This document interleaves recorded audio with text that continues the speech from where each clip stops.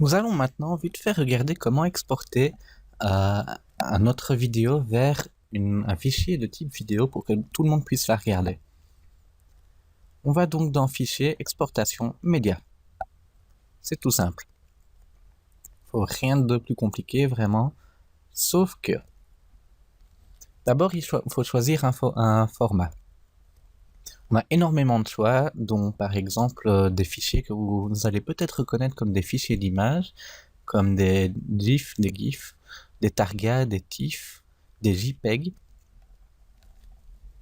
Et en fait, ça c'est les sorties d'image par image. Donc vous allez avoir pour chaque image, donc les 25 images par seconde, une image JPEG ou TIFF ou PNG qui va apparaître. Ça peut être très utile si par exemple vous travaillez le son dans un autre logiciel. Néanmoins, vous avez des formats que vous devez reconnaître quand même, par exemple le MP4 ou le QuickTime, qui sont quand même des fichiers que vous devez avoir déjà vus si vous utilisez un ordinateur plus ou moins. De même pour le AVI ou le AVI non compressé, malgré le fait qu'il y en a d'autres bien sûr que vous ne connaissez sûrement pas si vous n'avez pas une expérience dans le milieu de la vidéo. En fait, il y a un format qui a énormément de succès pour l'instant, c'est le H264 et le H264 Blu-ray.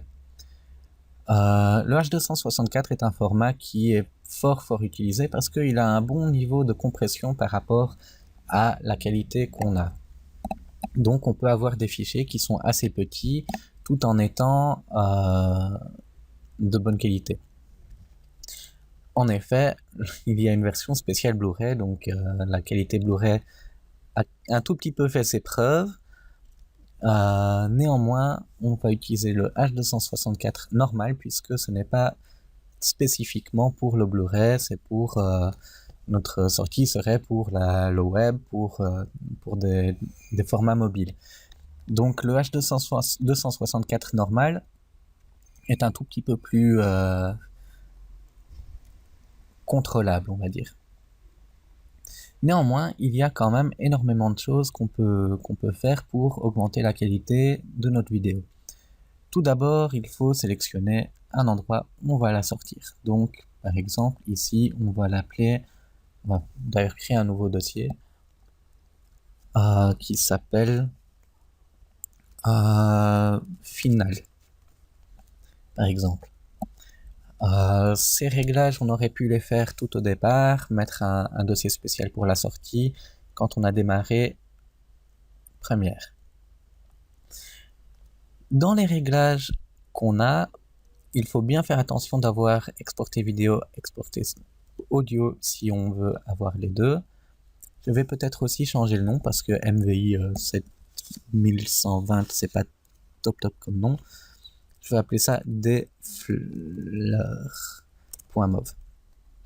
Le point .mov, c'est ce que le H264 sort à la base, comme le point .mp4, pardon, il sort ça à la base. Il m'a mis point .mov pour une raison ou une autre. Donc defleur.mp4.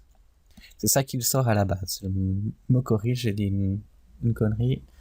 Désolé. Donc, avec tout ça, on va pas faire une correspondance à la source, on va faire quelque chose d'un peu personnalisé.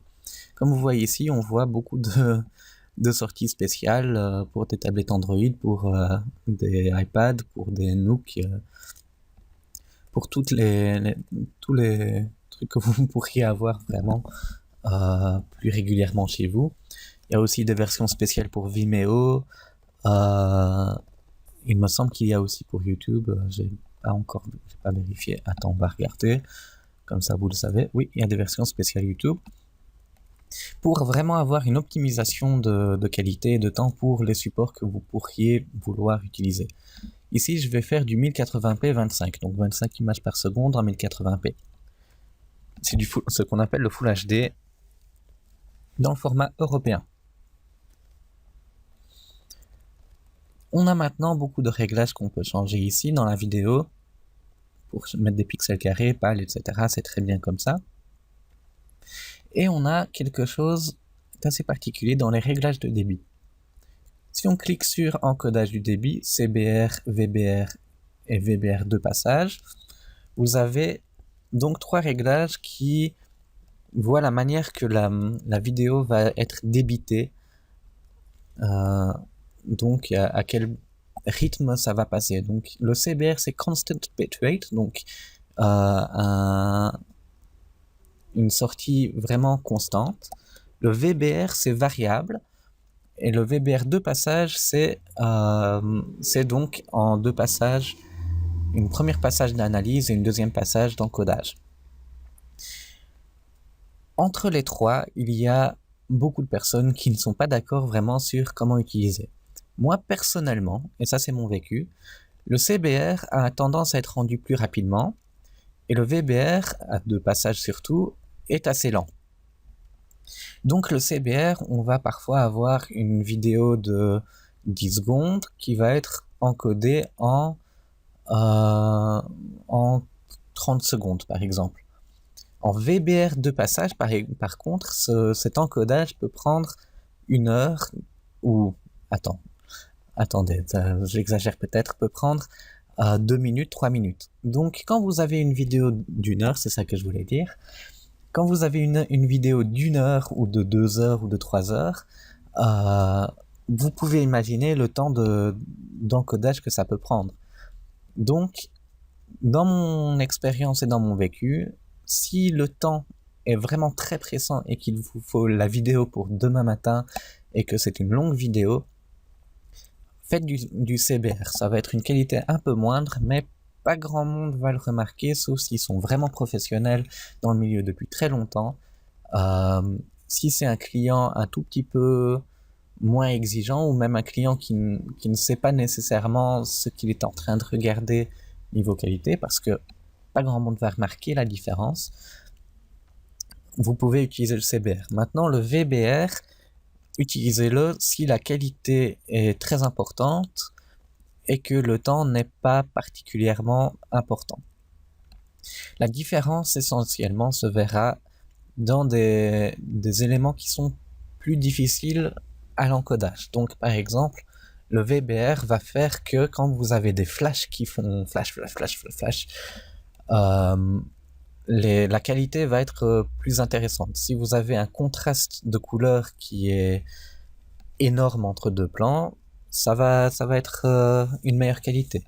Si vous avez énormément de coupures, donc vous passez pam pam pam une image après l'autre, le VBR va avoir quand même une meilleure qualité, vous allez voir une qualité quand même supérieure. Le CBR, néanmoins, aura une qualité légèrement inférieure, mais qui sera quand même plus ou moins correcte. Donc c'est vraiment une question de comment vous voulez l'utiliser. Voilà, je radote, je fais un long discours pour tout ça, mais c'est vrai que c'est très important. Le débit ciblé, les standards sont plus ou moins corrects. Vous pourrez monter un tout petit peu, ça alourdira un tout petit peu le fichier, mais en gros c'est plus ou moins correct. Ensuite, vous pouvez décider d'exporter directement la vidéo ou de cliquer sur file d'attente. Si vous appuyez sur exporter, la vidéo va être exportée d'un coup. Parfait, c'est nickel. Néanmoins, si vous utilisez la file d'attente, vous allez ouvrir Adobe Media Encoder. On le laisse charger. L'encodeur est un logiciel un tout petit peu plus poussé pour vraiment mettre au point les rendus de vos projets. Vous avez donc tous les préconfigurations, etc. que vous aviez avant, mais vous avez aussi une file d'attente. Ce qui veut dire que vous pourriez mettre 4 ou 5 vidéos que vous devez sortir, si vous avez plusieurs vidéos à sortir en même temps, que vous pouvez gérer d'une manière ou d'une autre et modifier au fur et à mesure. Ça fait également un petit logiciel externe qui fait que vous pourriez continuer à utiliser Premiere Pro sans trop de soucis, ou utiliser le reste de votre ordinateur un peu à part, tout en ayant vos rendus en file d'attente. Du coup, si vous voulez faire un rendu par exemple pendant la nuit parce que vous avez 15 vidéos à rendre d'un coup, vous pouvez donc laisser votre ordinateur travailler pendant votre pause midi ou pendant la nuit. Il vous suffit donc de juste appuyer sur le bouton play ici et tout sera rendu l'un après l'autre. Bien sûr, vous pouvez appuyer sur stop pour arrêter les rendus. Et si vous appuyez sur stop, l'encodeur prendra en compte les fichiers qui ont déjà été rendus et les gardera et continuera les rendus à partir de celle-là. On va appuyer sur play juste pour voir à quoi ça ressemble. On a une prévisualisation de la sortie, donc on peut voir à quoi ça va ressembler. On voit bien que ça rend vu ce qu'on voit sur l'écran.